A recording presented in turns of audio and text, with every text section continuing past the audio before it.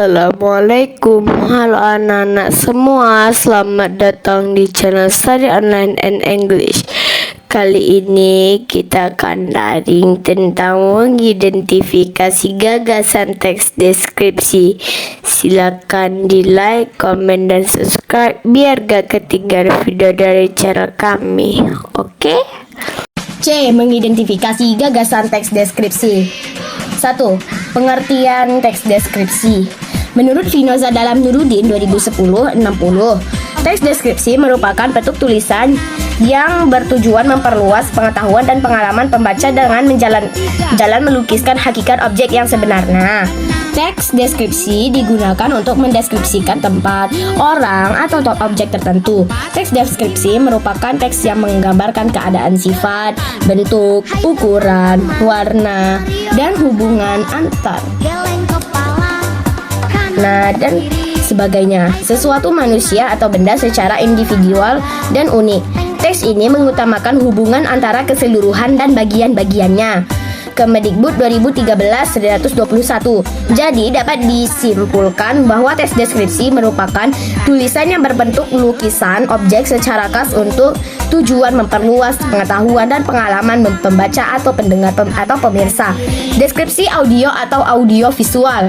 Teks deskripsi memiliki fungsi sosial untuk membanggakan, menjual, mengagumi, mengenalkan, mengidentifikasi, dan mengkritik suatu objek yang diamati.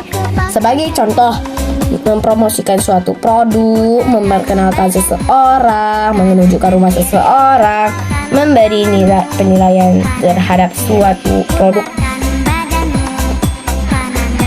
2. Ciri-ciri teks deskripsi. Ciri-ciri teks deskripsi yaitu A. Menggambarkan ciri-ciri khas spesifik dari sebuah objek seperti warna, ukuran, bentuk, dan keadaan secara terperinci. Objek yang digambarkan bersifat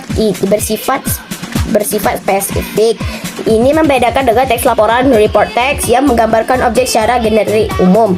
Melibatkan kesan panca indera, penglihatan, pendengaran, penciuman, perasa, dan pengecap. D. Membuat pembaca ikut merasakan sendiri dan atau mengalaminya. 3. Aspek kebahasaan teks deskripsi.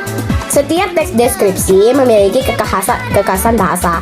Jadi kekhasan bahasa teks deskripsi tidak dapat disamakan satu dengan lainnya.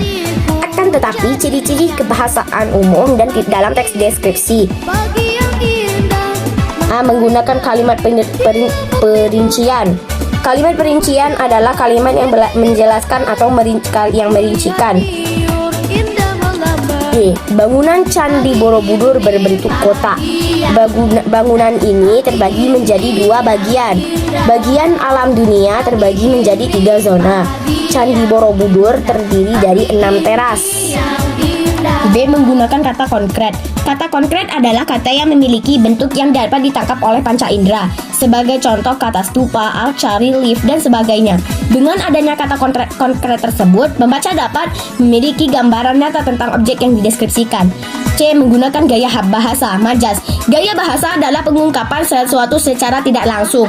Gaya bahasa diklasifikasikan menjadi 4. Gaya bahasa perbandingan, gaya bahasa pertentangan, gaya bahasa sindiran, dan gaya bahasa penugasan.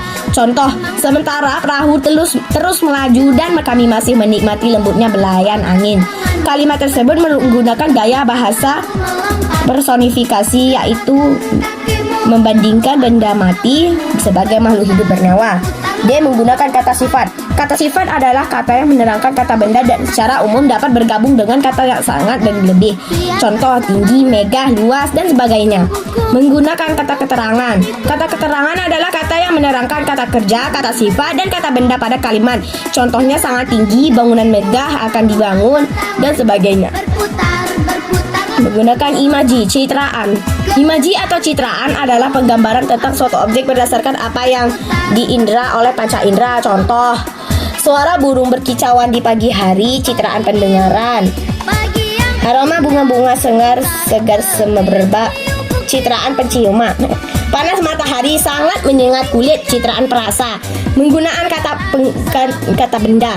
Kata benda berkaitan dengan objek dan bagian objek yang dideskripsikan. Candi, stupa, relief, bangunan merupakan contoh kata benda. H. Menggunakan kata ganti. Penggunaan kata ganti pada teks deskripsi berkaitan dengan sudut pandang penulis.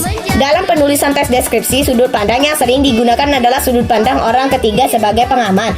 Akan tetapi, pada teks deskripsi lisan dapat menggunakan sudut pandang orang pertama menggunakan kata ganti saya, kami, kita, dan sebagainya. I. Menggunakan diksi untuk mengungkapkan kesan.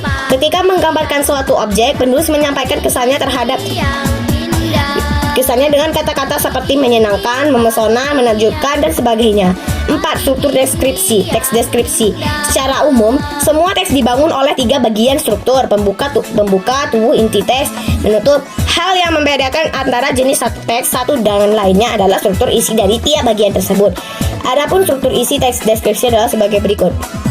Teks deskripsi pendahuluan berisi identifikasi objek, merupakan penetapan identitas baik orang, benda, atau